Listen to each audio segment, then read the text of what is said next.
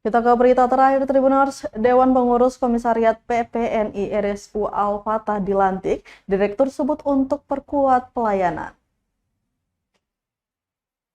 Usai alami hambatan dari beberapa tahun terakhir, akhirnya Dewan Pengurus Komisariat atau DPK Persatuan Perawat Nasional Indonesia atau PPNI RSU Al-Fatah dilantik di Gedung Asari Rabu 8 Maret 2023.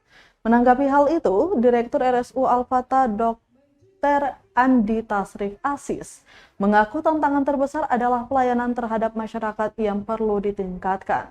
Selain itu, meski tren pandemi COVID-19 mulai menurun, tetapi patut berjaga-jaga karena risikonya berat dan menguras energi yang luar biasa selama 3 tahun belakangan.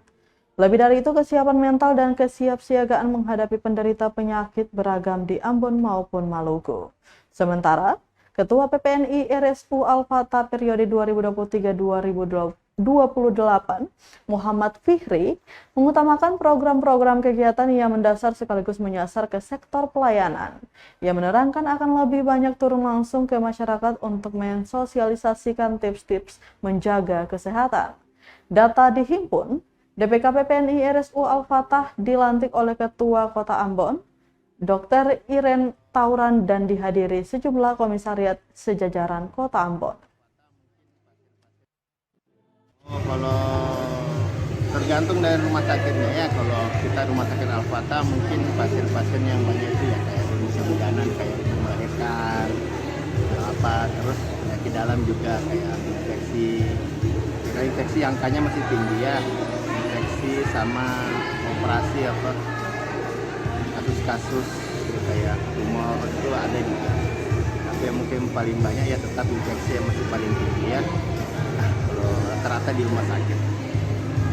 Yang terbesar mungkin ya pelayanan. Karena kemarin kan kita dihantam pandemi. Meskipun sekarang sudah menurun, tapi tetap kita harus jaga-jaga. Ya langsung jemaah langsung bablas begitu. Karena risikonya besar. Karena apa yang terjadi 3 tahun terakhir ini, jujur itu telah menguras energi yang luar biasa. Jadi tantangannya tetap pandemi itu masih ada dan kita harus tetap waspada.